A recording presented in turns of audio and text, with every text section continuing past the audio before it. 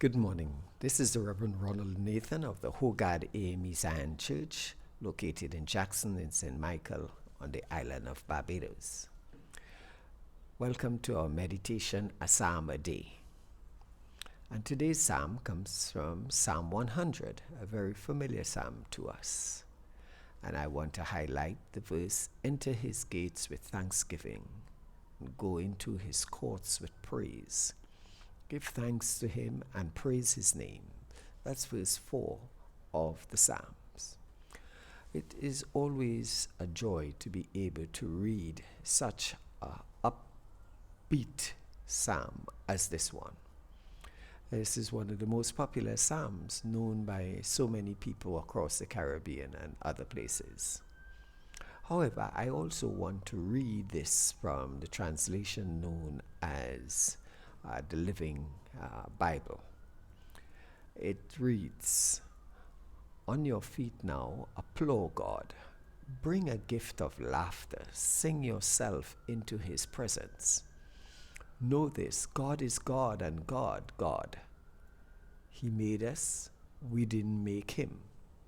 We are his people, his well-tended sheep. Enter with the password, thank you.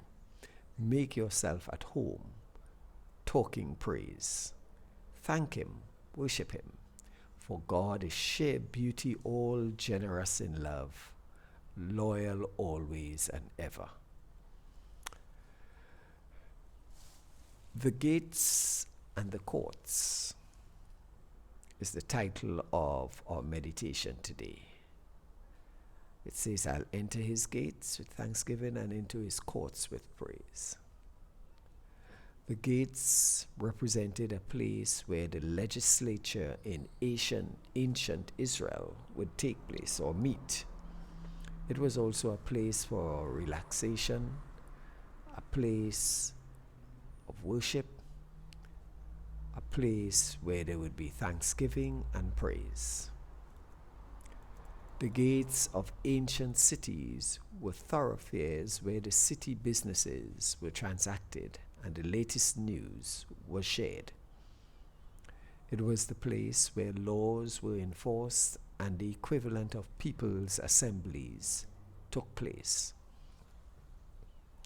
We have to remember that in ancient times, cities were built with walls for protection, for defense, very high walls, so that marauders or enemies couldn't just ride straight in. And so therefore the official entry places into a city was through its gates. Gates were places for public resort, places for public deliberation, where the administration of justice or where there was an audience for kings and rulers and ambassadors. It was close to the gate that you had open public markets, thereby allowing people to bring in their produce and to sell. So gates were also a place of commercial activity. I say all of that to say this, that wherever there were entrances or exits, that was located at a gate. Gates are not like what we have in our homes today. These were robust in order to keep enemies out. Sometimes they needed as much as 10 to 20 people to open a gate to the public. Gates kept enemies out. They were defended by iron, so that the enemies won't burn them. So gates were centers of city life in ancient days. In this well-known psalm of praise, we are told to allow our faith convictions to affect our commercial and judicial systems. I wonder what kind of a city was in the mind of God as he inspired the psalmist to write these words. As a public theologian, I'm intrigued at the idea of entering the city, that hub of human ingenuity and that heavily populated space with thanksgiving and praise, allowing the songs of Zion to be sung in places of entry and exit, to be praises of thankfulness and gratitude to God. What kind of urban development is created around the public display of devotion and love and adoration for God? We are also encouraged to enter his courts with praise. The courts were areas, opened areas that were surrounded by buildings. Sometimes you had to enter through a building to get into a court. Some luxury houses had their own courts, but many public buildings had courts, like the temple, for example. So there was a court for the Gentile, a court for the women, there was an inner court, an outer court, and so forth.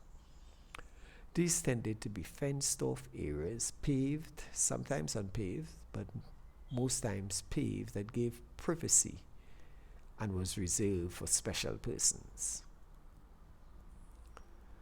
Well, if we'll enter the gates with thanksgiving and enter the courts with praise, praising God and lifting him up, all of this flies in the face of our modern Western society that have sidelined faith to private spaces and personal choice. The psalmist encourages us to raise the public elevation of worship, to affect the atmosphere of city life and the proceedings of civic responsibility.